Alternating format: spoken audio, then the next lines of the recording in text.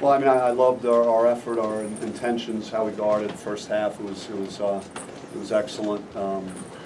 You know, we didn't play the best offense in the first half, but the defense was really good and kept us in the game and gave us an advantage that we had going into the half. And then, you know, we maintained that the first 5 minutes. I thought was excellent. You know, just the way we came out of the locker room, and we talked about that after Stanford just not playing well to start the second half, and the guys responded very well to you know, to get a big margin that we were able to get, and it takes a lot of energy out of a team that's making a comeback. Thought our defense wasn't as great, you know, down the stretch, but you know, I think our offense didn't help either. Against their 1-3-1, they did a pretty good job with that defense, and so but overall, I loved that multiple guys, you know, did some really nice things down the stretch. Zylan's tip dunks, Zylan's, you know, moving the post and dunk on the baseline 1 second on the shot clock, and to be able to use that much clock and then score was huge playing the game. Rob's free throws after Kamani got cleaned out on the catch, to be able for Lou and Remy to secure that loose ball, which was bouncing around after Kamani got cleaned out, and then for Rob to step up to the line and make both in that spot was just to keep the margin where it was. It was a good feeling. Was this illustrative of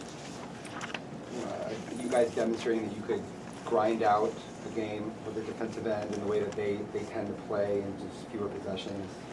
Yeah, I mean, I talked about that. You knew that they were going to drag you through possessions, and if they did, they're a sneaky good team in transition if they have numbers, and otherwise you're going to have to guard, you know, Oregon State, you know, through 20-25 seconds of defense. We talked about, you know, late shot clock defense as being very important. Probably how important is Cherry being able to shoot like that and give you kind of a second shooter from outside when other guys aren't making the three for you? Yeah, I mean, we got double-figure threes. I think Tay had 3 or four.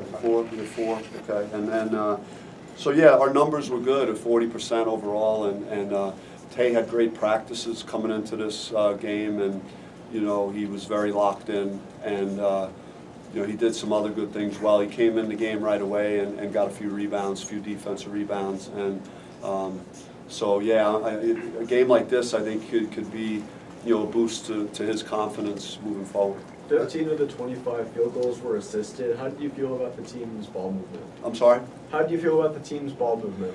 Yeah, I think that we did a pretty good job of that, and you know, I think we've still over-dribbled a few times, you know, in some spots, but you know, so we got to continue to clean that up. But I thought we did pretty well until the 1-3-1. We were kind of standing with the ball and not really trying to get into a gap and draw help and find the open man, and you know, hopefully we'll do better against that type of defense next time we see it. Are these the kind of wins that a good team comes up with, like a game that can be ugly at times and you have to have guys diving on the floor to make free throws late and stuff like that? Yeah, I mean, I don't think we're not like last year, how we're built to just, you know, drain threes everywhere and run up and down and at times be capable of blowing teams out, and we got to grind it out some on defense like we did, and just to hold the team like that to 22 points, you know, through like 25 or 26 minutes was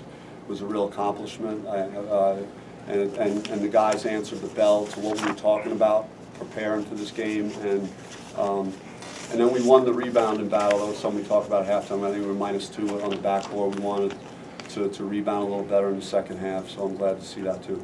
Free throws really seem to be like a team epidemic. How are they keeping their confidence up even when they're missing so much right now? Yeah, I mean, I don't. It's hard to gauge that stuff. I think, you know, at times we've shown we're really capable of making them. We haven't done it the last 2 games for sure, and you know, those percentages got to go up. Bobby, after letting Stanford shoot, I think 53%. How physical or how intense was the defensive side of practice the last few days? I mean, that was it was kind of the mindset of you know, playing together and playing with great energy, and if you allow Oregon State to kind of play their speed, but not make them a little uncomfortable. I think our ball pressure from Lou and Remy and Zylan, you know, was very good to just not let them feel like they could get in a rhythm on offense. And then even when they might have had open shots, I think we were flying all over the court, especially in the first half, and some of those shots weren't falling for them. And that's got to be a part of who we are. It also seemed like they really didn't have an answer for how you were defending the ball screens with kind of the hard hedges and LaMelo chasing back. Yeah. That must have been part of the game plan. Yeah, I mean, it's kind of what we do, and we wanted to stick to what we practice and not get out of character. So Romelo's been way better at that. He's worked on it, and he's improved so much from when he first started here in that regard. This is the first time in the past couple of games you've gone with the same starting lineup. What have you seen from this 5-man unit, and can we expect to see it going forward? Yeah, I mean, I think it's a little overblown. The starting unit thing. It's the guys, the 8 guys that have been playing. You're going to see them a lot, on the floor. And Remy and Lou, when they went out of the lineup, it was more of a, hey, let's learn from that game and let's have the right response.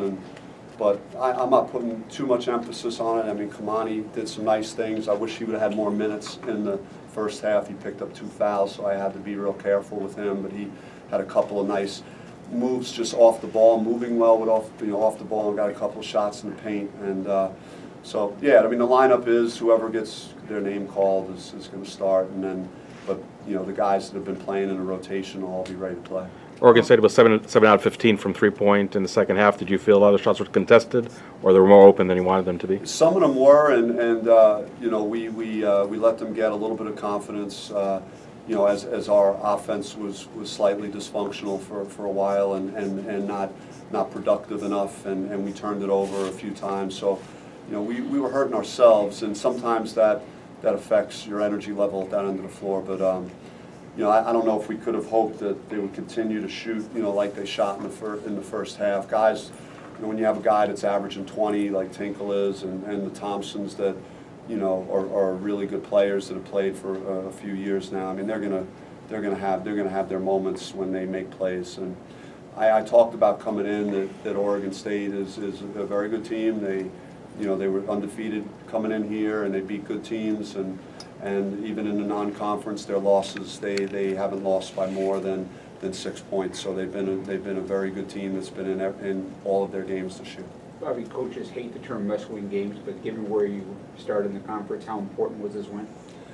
Yeah, I mean, it's like at home, you have to win. That's just how it goes in the league. It's you got to take care of business here, and we dropped one already, so you definitely don't want to start the week with, putting even more pressure on yourself for Saturday's game. So this, gives us an opportunity to play a team now on Saturday that's won 2 in a row and have really good talent and very well coached. And so it's an exciting opportunity on Saturday. Rob seems to be one of those guys that relishes pressure. Yeah. Kind of like the Kansas team. Yeah, I mean, he's definitely a guy that I trust, and he just tells me I'm going to make the foul shots, and he's done that. He did that at the Kansas, and he did it again tonight. So it's nice when you guys have that level of confidence.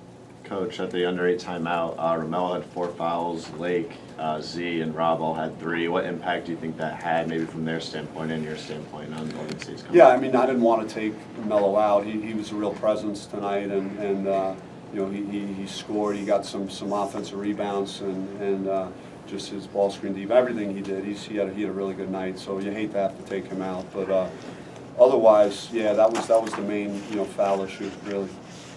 Yeah, good. Yeah, thank you guys.